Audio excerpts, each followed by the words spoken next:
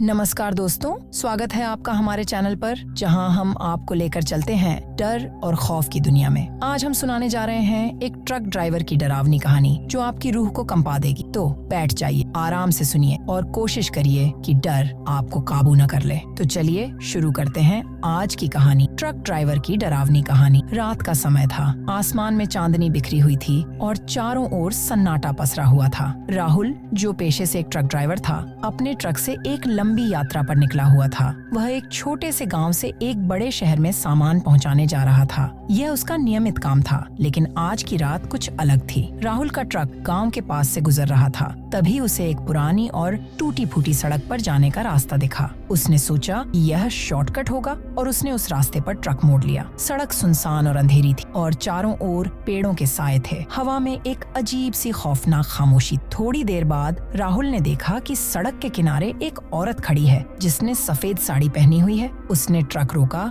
और खिड़की से बाहर झांका। औरत ने उसे रुकने का इशारा किया। राहुल ने ट्रक रोका और पूछा, आप यहाँ इस वक्त क्या कर रही हैं? औरत ने धीमी और डरावनी आवाज में कहा, मुझे शहर तक जाना है, क्या आप मुझे वहाँ छोड़ देंगे? राहुल को थोड़ा अजीब लगा, लेकिन उसने सोचा कि इस सुनसान जगह पर औरत को छोड़ना ठीक नहीं होगा। उसने उसे ट्रक में बिठा लिया और ट्रक फिर से चल पड़ा। थोड़ी देर बाद राहुल ने महसूस किया कि औरत कुछ बोल नहीं रही और उसने उसे शीशे में देखा। औरत की आंखें बिल्कुल सफेद हो चुकी थीं और उसके चेहरे पर एक डरावनी मुस्कान थी। राहुल का दिल तेजी से धड़कने लगा। उसने तुरंत ट्रक रोका और पलट कर देखा, लेकिन ट्रक में कोई नहीं था। वह पसीने से तर हो गया था और डर से कांप रहा था। उसने सोचा कि शायद उसकी आंखों का धोखा था और उसने फिर से ट्रक चलाना शुरू किया। जैसे ही उसने ट्रक चलाना शुरू किया, उसे महसूस हुआ कि ट्रक के पिछले हिस्से से अजीब आवाजें आ रही हैं। उसने पीछे मुड़कर देखा तो पाया कि ट्रक का दरवाजा खुला हुआ था। उसने ट्रक रोका और नीचे उतरकर पीछे की ओर गया। वहाँ उसे कुछ नहीं दिखा।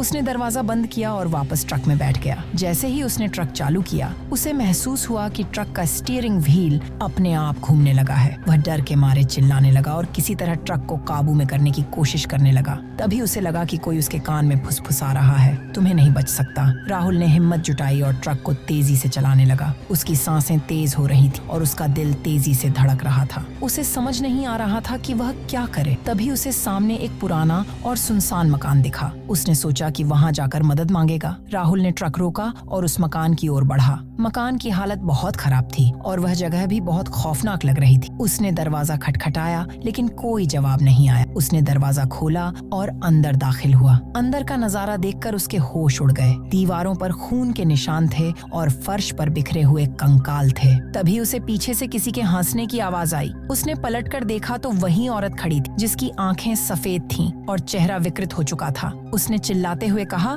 तुम यहाँ से बच नहीं सकते, ये मेरी जगह है और अब तुम भी यहीं रहोगे। राहुल ने दरवाजे की ओर भागने की कोशिश की, लेकिन दरवाजा अपने आप बंद हो गया। वह चारों ओर देख रहा था, कोई रास्ता नहीं बचा था। तभी उसे लगा कि कोई उसके कंधे पर हाथ रख रहा है। उसने पलटकर देखा तो वह औरत और भी नजदीक आ चुकी थी। उसने आखिरी बार चिल्लाते हुए कहा, मुझे छोड़ दो, और उसकी चीखें सुनसान मकान में गूंज उठी। कुछ देर बाद राहुल की चीखें बंद हो गईं। मकान के अंदर सन्नाटा छा गया था। कुछ समय बाद वह औरत मकान से बाहर निकली और उसकी साड़ी खून से लथपथ हो चुकी थी। वह औरत धीरे धीरे गायब हो गई, जैसे कि वह कभी वहाँ थी ही नहीं। अगले दिन गांव वालों ने देखा कि राहुल का ट्रक गांव के पास खड़ा हुआ है। उन्होंने ट्रक के पास जाकर देखा तो ट्रक का दरवाजा खुला हुआ था और अंदर कोई नहीं था। ट्रक के अंदर खून के निशान थे और एक डरावनी खामोशी छाई हुई थी। गांव वालों ने ट्रक की जांच की और पाया कि ट्रक का इंजन चालू था, लेकिन कोई भी ट्रक में नहीं था। उन्होंने पुलिस को बुलाया, लेकिन पुलिस भी इस रहस्य को सुलझा नहीं पाई। गांव वालों का कहना था कि राहुल की आत्मा अब उस ट्रक में बस गई है और वह अब भी उस खौफनाक मकान की तलाश में है। गांव वालों ने उस सड़क को बंद कर दिया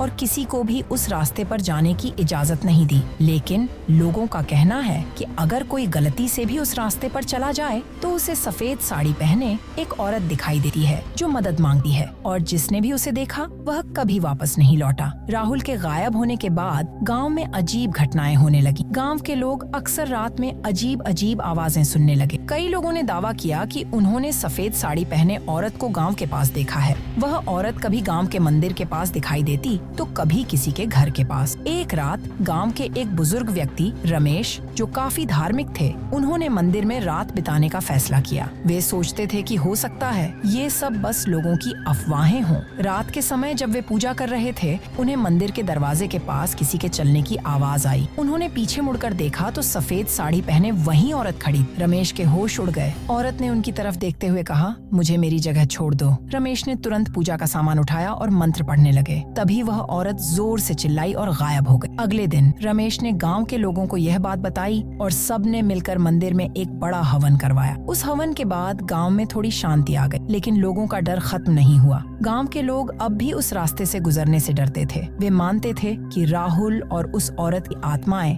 अब भी वहां भटक रही हैं। गांव के सरपंच ने फैसला किया कि उस मकान को गिरा दिया जाएगा और उस जगह पर एक मंदिर बनाया जाएगा। उन्होंने गांव वालों के साथ मिलकर उस मकान को गिराने की योजना बनाई। जब वे मकान गिराने के लिए वहां पहुंचे तो उन्हें वहां कुछ नहीं मिला। मकान गायब हो चुका था, जैसे कि वह कभी वहां था ही नहीं। इस घटना के बाद गांव वालों ने वहां एक छोटा सा मंदिर बनाया और वहां रोज पूजा करने लगे। धीरे धीरे गांव की शांति वापस आने लगी, लेकिन उस रात की घटना को कोई भी भूल नहीं पाया। वह औरत और राहुल की कहानी गांव के लोगों के दिलों में हमेशा के लिए बस गई। उस रात के बाद राहुल और उसका ट्रक कभी वापस नहीं लौटे। लोगों का कहना है कि उस सुनसान सड़क पर आज भी रात के समय सफेद साड़ी पहने एक औरत दिखाई देती है जो मदद मांगती है, लेकिन जिसने भी उसे देखा वह कभी वापस नहीं लौटा। अगर आप भी कभी उस रास्ते से गुजरें तो सावधान रहिए, हो सकता है वह औरत आपका भी इंतजार कर रही हो। धन्यवाद दोस्तों, अगर आपको यह कहानी पसंद आई हो